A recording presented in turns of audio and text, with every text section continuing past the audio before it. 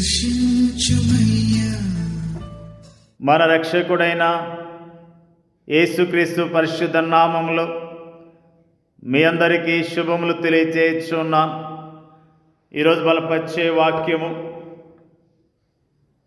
అపోస్తలుడైన పౌలు ఫిలిప్పీయులకు రాసిన పత్రిక 3వ అధ్యాయము 13వ వచనము. సహోదరులారా, నేను ఇదివరకే పట్టుకుని ఉన్నానని తలంచుకొనను.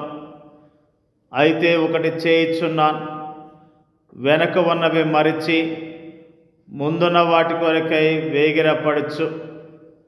అపోస్తలుడైన పౌలు యొక్క గురిని, ఏ ఉద్దేశాన్ని కలిగి ఉన్నాడో, ఏ విధంగా పరిచర్య చేస్తున్నాడో అన్న విషయాలను ఈ రోజున మనము ధ్యానం చేస్తూ ఉన్నాం. పౌలు కనుదృష్టి ఎల్లప్పుడూ యేసుక్రీస్తు పైననే కేంద్రీకరించబడి ఉండేది. అతడు స్థిరముగా ఒక చోట ఉన్నప్పుడు కానీ, అతడు ప్రయాణం చేస్తున్నప్పుడు కానీ, అతడు సువార్తను బోధిస్తున్నప్పుడు కానీ, అతడు సంఘాలను కట్టుచున్నప్పుడు కానీ, అతడు జీవనోపాధి కొరకు గుడారములను కుట్టుచున్నప్పుడు కానీ, పగటి వేళల్లో కానీ, రాత్రి వేళల్లో కానీ, ఇంట ఉన్నప్పుడు కానీ, బయట ఉన్నప్పుడు కానీ, సముద్రం మీద ఉన్నప్పుడు కానీ, నేల మీద ఉన్నప్పుడు కానీ, ఒంటరిగా ఉన్నప్పుడు కానీ, సమాజంలో ఉన్నప్పుడు కానీ, బహిరంగంగా కానీ, రహస్యంగా కానీ, ఒకటి నేను చేయుచున్నానని అతడు చెప్పగలిగేవాడు.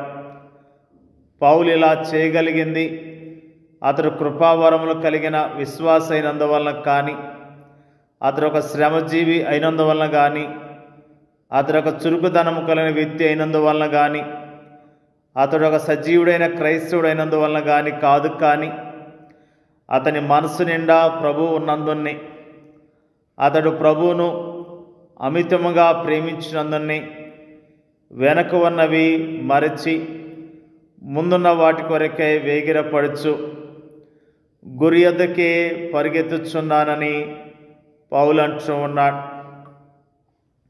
పౌలు యొక్క మాటలను ఒక సవాలుగా మనం తీసుకుందామా, లేక మన ఇష్టానుసారమైన మార్గంలో వెళుతూ మనము సంతృప్తి చెందుదామా? మన గురి ఎక్కడుంది? క్రైస్తవ నాయకత్వ హోదాలపైన, క్రైస్తవ సంఘాల్లోని అధికారిక పీఠాలపైన గురి యొద్దకు పరిగెత్తటం అనేది చాలా కష్టమైన విషయమే. అది కేవలం అతి కొద్ది మంది మాత్రమే చేయగలిగిన అంశమే. కానీ ఆ అతి కొద్ది మందిలో నీవు కూడా ఉండాలన్న ఆశ నీకుందా?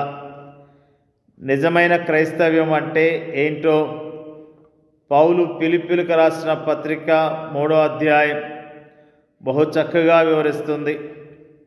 విశ్వాసులమైన మనము అనుసరించేందుకు ఈ యొక్క అధ్యాయం సరిపోతుంది. నిజ క్రైస్తవ్యపు మాదిరి ఇక్కడ మనకు ఇవ్వబడింది. ఈ యొక్క అధ్యాయాన్ని మనము అనుసరిస్తున్నామంటే మనం నిజముగా గురి యొద్దకు పరుగులు తీస్తున్నట్లే. మన మనసులు మనల్ని గురి యొద్దకు పరిగెత్తకుండా అడ్డుకుంటుంటే, అవి మన దృష్టిని మన గురి వైపు నుండి ప్రక్కకు మళ్ళిస్తుంటే, ఆ విషయాన్ని మనం గ్రహించి మన మనసుల్ని మనము సరిచేసుకుందాముగాక.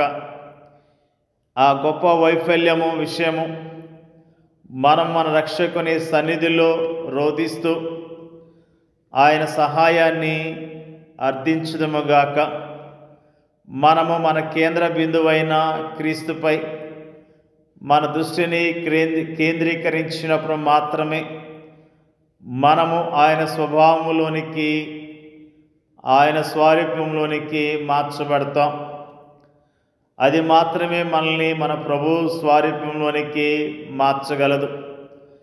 ఆ వాస్తవాన్ని మనం ఎన్నడూ మర్చిపోకూడదు. నా కనుదృష్టి డబ్బుపై కేంద్రీకరించబడి ఉన్నట్లయితే నా స్వభావము ధనాశతో కూడినదిగా ఉంటుంది. నా కనుదృష్టి రాజ్యాధికారంపై ఉన్నట్లయితే నా స్వభావము లోకాశలతో కూడినదై ఉంటుంది. నా కనుదృష్టి పుస్తకములపై కేంద్రీకరించబడి ఉన్నట్లయితే నా స్వభావం ఐహిక జ్ఞానంతో కూడినదై ఉంటుంది. నా కనుదృష్టి క్రీస్తుపై కేంద్రీకరించబడి ఉన్నట్లయితే నా స్వభావము క్రీస్తు స్వభావముగా ఉంటుంది. ఇక్కడ నేను రక్షణ గురించి మాట్లాడటం లేదు, కానీ అనుభవపూర్వకమైన క్రైస్తవ్యాన్ని గురించి మాత్రమే మాట్లాడుతున్నాను. క్రైస్తవుడు అనే పదాన్ని నిర్వచించమని ఎవరైనా మనల్ని అడిగినట్లయితే, ఎవడైతే క్రీస్తుపై తన కనుదృష్టిని కేంద్రీకరించి ఉంటాడో వాడే క్రైస్తవుడని మనము చక్కగా చెప్పేయవచ్చు. క్రైస్తవ్యపు ద్వారాల్లోనికి మనం ప్రవేశిద్దామా? క్రైస్తవ్యపు శక్తిని మనం పొందుదామా? లోకమంతా విచారకరమైన విధముగా లోక సంబంధమైన వ్యవహారాల్లో మునిగి ఉన్న ఈ రోజుల్లో క్రీస్తు యొక్క శక్తివంతమైన శిష్యులముగా మనము పరలోకము దిశగా పరుగులు తీద్దామా? పౌలు యొక్క గురి ఎంత అద్భుతముగా ఉన్నది. ఈరోజు మనము ఎలాంటి గురి కలిగి జీవిస్తూ ఉన్నాం? పౌలు తన పరిచర్యలో ఎంతో చక్కని గురిని కలిగి గొప్ప పరిచర్యను జరిగించినట్లుగా, గురి యొద్దకి పరిగెత్తినట్లుగా ఈ రోజున మనము జ్ఞాపకం చేసుకుంటూ ఉన్నాం. క్రీస్తు యేసునందు దేవుని ఉన్నతమైన పిలుపును కలుగు బహుమానమును పొందవాలని గురి యొద్దకే పరిగెత్తుచున్నాను. నిజముగా ఎంత అద్భుతమైన మాటలను పౌలు తెలియజేస్తున్నాడు. ఆయన నామములో మనము రక్షించబడ్డాం. యేసుక్రీస్తు నామములో సంపూర్ణమైన విడుదల పొందుకున్నాం. యేసుక్రీస్తు నామములో మనము సంఘములో చేర్చబడ్డాం. యేసుక్రీస్తు నామములో మనము చక్కగా నడిపించబడుతున్నాం. దేవుడు మనల్ని ఏర్పాటు చేసుకున్నాడు. దేవుని యొక్క ఏర్పాటులో ఉన్న మనం అందరం కూడా వెనుకున్న వాటిని మర్చిపోయి ముందున్న వాటి కొరకు వేగిరపడుచు యోగ్యముగా ప్రభు కొరకు జీవించవలసిన వారమై ఉన్నాం. గురి యొద్దకు పరిగెత్తుదాం. మన కనుదృష్టి ఎల్లప్పుడూ ప్రభుపై ఉంచి యోగ్యముగా జీవిస్తూ ఆయన మహిమపరుస్తూ ఆయన గణపరిచేవారిగా ఆయన ప్రకటిస్తూ జీవిద్దాం. దేవుడి యొక్క వాక్యాన్ని దీవించునుగాక. పరిశుద్ధుడైన మా తండ్రి, నీకు వందనాలు, స్తోత్రాలు తెలియజేస్తూ ఉన్నాం. అపోస్తలుడైన పౌలు యొక్క విశ్వాసాన్ని, పౌలు యొక్క మరి పరిచర్యను ఆయన ఏ విధంగా జీవించాడు, ఎలా ఉన్నాడన్న విషయాలను మాకు తేటగా తెలియజేసినందుకు నీకు స్తోత్రాలు. నీ నామాన్ని జ్ఞాపకం చేసుకోవటానికి, భక్తుడైన పౌలు చేసిన పరిచర్యను జ్ఞాపకం చేసుకోవటానికి, నేను మహిమపరచడానికి మాకు ఇచ్చిన ధన్యతను బట్టి నీకు వందనాలు, స్తోత్రాలు తెలియజేస్తూ ఉన్నాం. మరి ముఖ్యంగా ప్రార్థన చేయించున్నాం ప్రభువా. మరి ముఖ్యంగా గురి యొద్దకే పరిగెత్తే విశ్వాస జీవితాన్ని మాకు దయచేయమని ప్రార్థన చేయించున్నాం ప్రభువా. నీ నామములో పరిచర్య చేస్తున్న సేవకులను, ప్రపంచవ్యాప్తంగా ఉన్న నీ సేవకులందరికీ కూడా మరి ప్రభువా గురి యొద్దకు పరిగెత్తే అద్భుతమైన సేవ చేయటానికి ఒక్కొక్కరిని బలపరచండి, ఒక్కొక్కరిని ధైర్యపరచండి.